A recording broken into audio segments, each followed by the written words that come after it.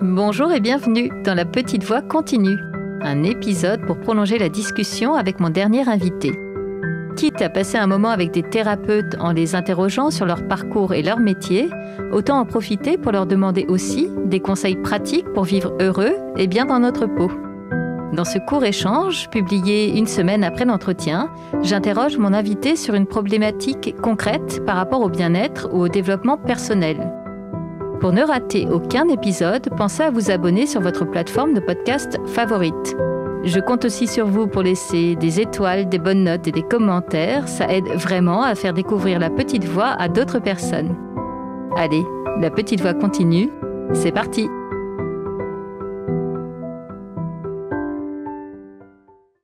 Toc toc toc, vous le sentez le stress de la rentrée? Eh oui! Chaque mois de janvier et de septembre, c'est la même chose. On se met la pression pour lancer des projets ou repartir sur de bons rails. Bien souvent, on finit sur les rotules et complètement stressé. Alors heureusement aujourd'hui, mon invité Grégory Calonge revient et nous donne des conseils très concrets pour ne surtout pas nous laisser envahir par le stress. Vous allez voir à travers 4 points comment déjà on peut soulager cette tension encombrante. Allez, c'est parti. Bonjour Grégory. Bonjour, comment vas-tu?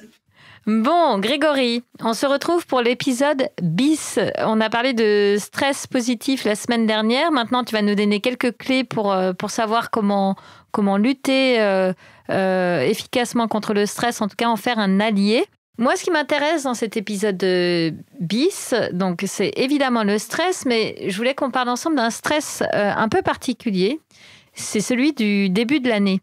Là, voilà, on est en janvier, donc c'est une forme de rentrée. C'est pas la rentrée scolaire, mais c'est un peu le même principe. On a tendance à vouloir se donner plein de nouveaux objectifs pour l'année. On prend des bonnes résolutions, mais du coup, très souvent, ça génère quand même pas mal de stress cette période. Donc, j'aimerais bien que tu nous donnes quelques clés pour que ce moment-là ne soit pas stressant, mais plutôt stimulant.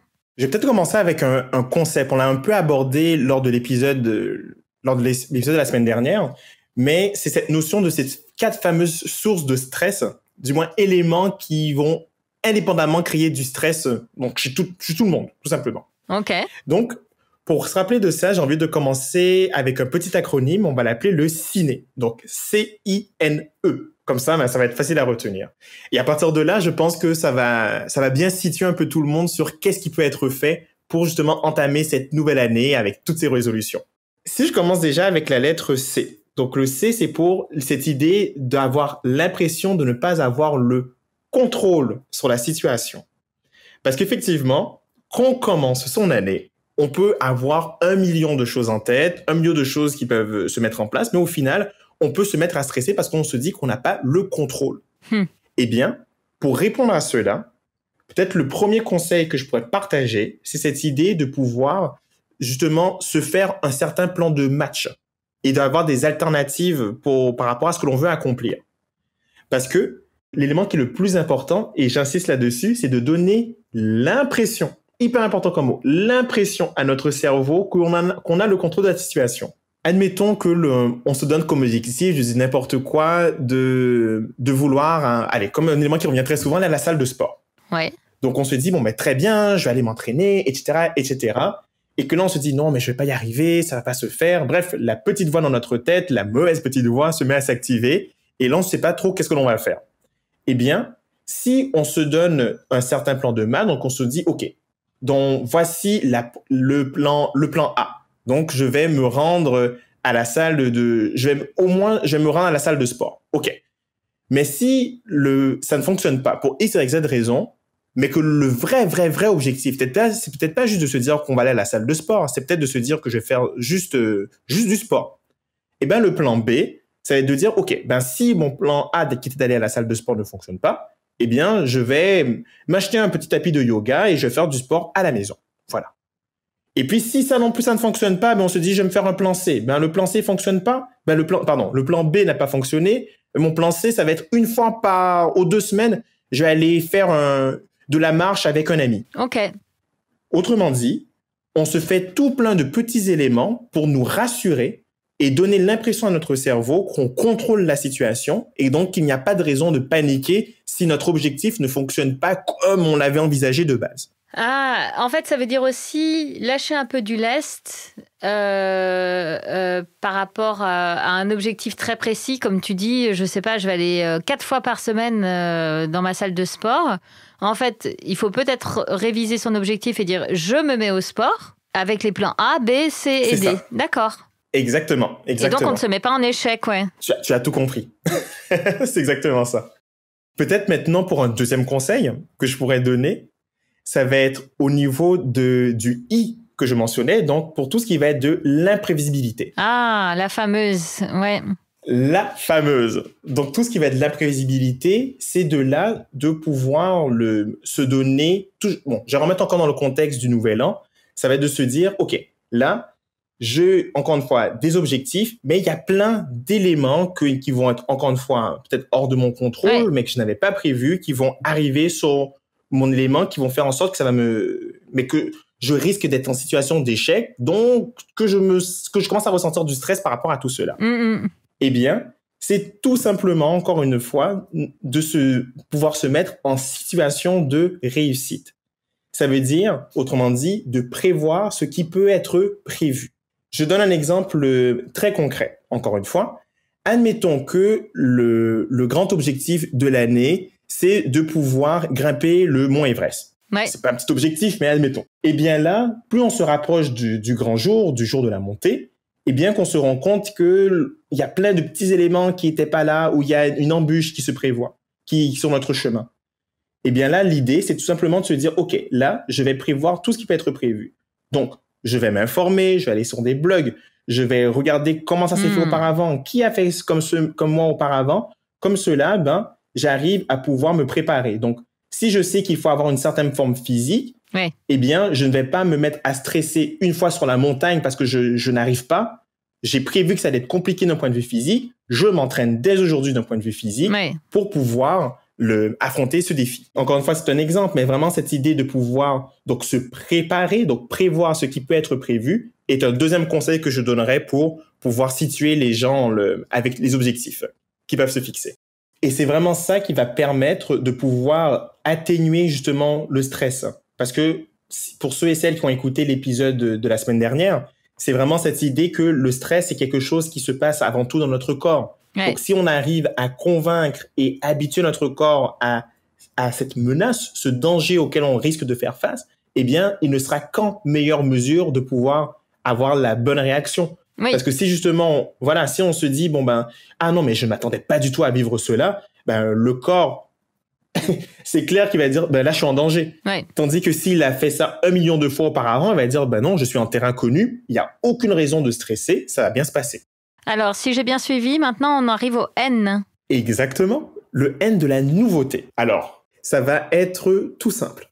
C'est cette idée de pouvoir embrasser la nouveauté. Et pourquoi je parle de nouveauté? Parce qu'encore une fois, il y a beaucoup de recherches qui ont montré que la nouveauté est un élément qui peut être source de stress. Je m'explique. Oui. Pour certains, on va dire non, mais c'est bien avoir toujours du nouveau, faire des éléments. D'accord. Pour beaucoup de gens, c'est comme cela. Mais pour d'autres, il faut savoir également que ça peut être une source de préoccupation. On peut imaginer la nouveauté comme quelque chose qui est tout petit, mais ça peut être quelque chose de très grand, comme déménager dans un nouveau pays. Bah ouais. Donc, le fait d'arriver dans un nouveau pays, c'est forcément une source de stress. Ouais. On se dit, on connaît pas forcément tous les codes. Ne serait-ce qu'au point de vue administratif, ça peut être compliqué. Ouais. Et là, déjà, vous voyez, avec le discours que j'ai déjà un langage qui est un peu négatif.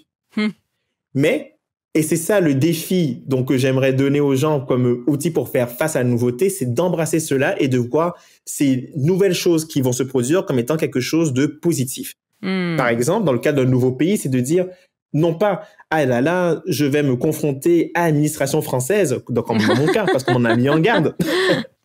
Tu m'étonnes.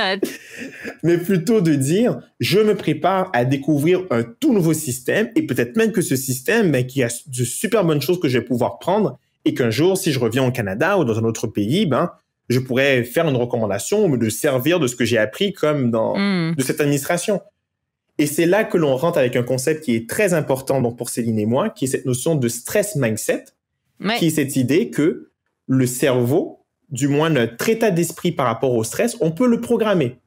Dans la mesure où, si on décide de voir une situation comme étant un problème, comme étant problématique et source d'ennui, eh bien forcément, notre corps va interpréter cela comme étant un danger et donc va générer toutes les réactions qui sont liées à un état de stress. Ouais.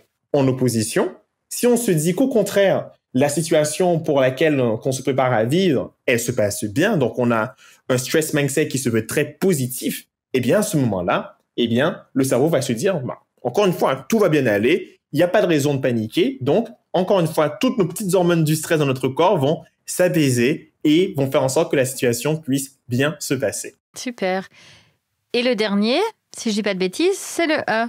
Je suis bien curieuse de savoir à quoi ça correspond. C'est l'ego. C'est l'ego. Je t'avouerai qu'il est très souvent sous-estimé parce il est un peu subtil.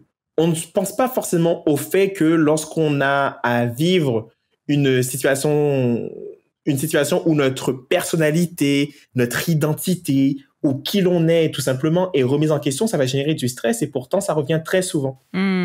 Et pour illustrer cela, toujours avec cette optique d'objectif pour le nouvel an, on peut se dire, admettons qu'on veut aller chercher un nouveau poste, un nouveau travail. Et que là, on doit se dire, OK, là, je dois aller confronter ou du moins tout simplement même parler à son manager pour pouvoir aller poser cette question.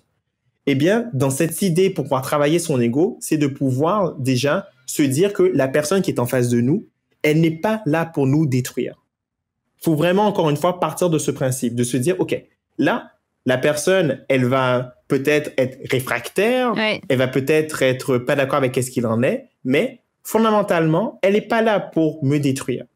Donc déjà, on revient un peu avec cette idée de stress mindset, donc de se dire, OK, là, il faut que j'arrête d'interpréter cette situation comme étant une menace en tant que telle, mais que je puisse me faire une idée quant au fait que ça va bien se passer, qu'on n'est pas là pour me mettre à terre. Et à partir du moment où on se sent plus confortable avec cette idée, eh bien, de se dire, si la personne dit non, mais je pense que tu n'es pas prêt, eh bien, que l'on ne prenne pas la remarque comme étant personnelle. Ouais, c'est ça. Et que l'on se mette pas en mode panique, mais qu'on se dise non. Je sais qu'est-ce qu'il en est, je mérite qu'est-ce qu'il en est, je me connais également. Parce que pour cet ego également, c'est important de l'alimenter. Et ça, c'est vrai, je tiens à insister là-dessus parce que souvent, l'ego, on peut se dire non, mais avoir trop d'ego, c'est pas bien. Mais c'est pas une question de se dire qu'on a un ego qui est surdimensionné. Il faut pas s'y méprendre. C'est vraiment de se dire qu'on a une confiance en soi qui est suffisante pour pouvoir se permettre d'avancer et non pas de vouloir éteindre sa lumière, éteindre sa voix. OK. Donc, et à travers cela, toujours avec l'ego, un autre élément également qui peut se faire, c'est parfois garder quand même les pieds sur terre et de ne pas non plus se donner des objectifs peut-être qui sont trop élevés. Oui. Parce que c'est là que notre ego il va avoir mal. Ce qui fait que si je résume, on a donc le C pour avoir l'impression de ne pas avoir le contrôle, le I par rapport à l'imprévisibilité, le N par rapport à la nouveauté et le E par rapport à l'ego. Et vraiment, gardons en tête que déjà, il faut se rappeler qu'on n'est pas tous sensibles à ces éléments, d'où ce qu'on disait encore une fois la semaine dernière, l'importance de se connaître. Mais déjà, en sachant qu'on a une sensibilité par rapport à tout ça, si on garde, je pense, les petits trucs qui ont été partagés aujourd'hui, qui est partagé avec vous, que ça va déjà vous donner un certain angle d'attaque pour pouvoir ne pas sombrer, comme on le disait, et subir le stress qui peut être lié à ces situations. Donc les bonnes résolutions, pourquoi pas, mais pas n'importe comment.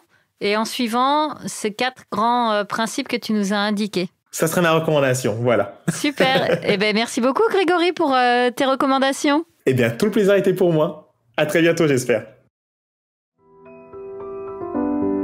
La petite voix continue, c'est fini pour aujourd'hui. Si vous aimez la petite voix, alors dites-le moi avec des étoiles, des bonnes notes et des commentaires sur votre plateforme de podcast favorite.